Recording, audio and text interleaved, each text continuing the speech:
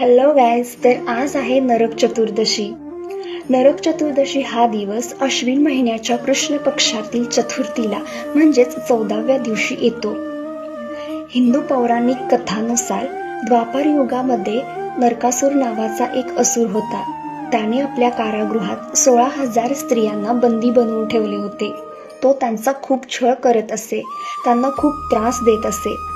या त्रासाला कंटाळून या स्त्रियांनी भगवान श्रीकृष्णांना मदतीसाठी हाक मारली. कोणाच्याही मदतीसाठी सहज धावून जाणारे भगवान श्रीकृष्ण या स्त्रियांच्या मदतीसाठीही धावून आले.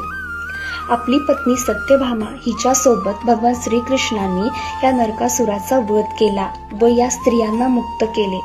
त्यांना नवे आयुष्य दिले. त्या स्त्रिया आपल्या घरी परतल्या, पण नरकासुरा घरी राहिल्यामुळे या स्त्रियांचा कोणीही स्वीकार करत नव्हते. कोणीच यांच्याशी कोणतेच नाते ठेवायला तयार नव्हते. त्यामुळे भगवान श्रीकृष्णांनी या 16,000 स्त्रियांचा आपली पत्नी म्हणून स्वीकार केले व त्यांची द्वारकेतच सोय केली. भगवान श्रीकृष्णांनी या 16,000 स्त्रियांच्या अंधारलेल्या जीवनात प्रकाशाची नवी ज्योत दिली. तेव्हापासून या स्त्रियांनी श्रीकृष्णांच्या नावे प्रेमपूर्वक दिवा लावला आणि तेव्हापासूनच सुरू झाला हा दीपोत्सव.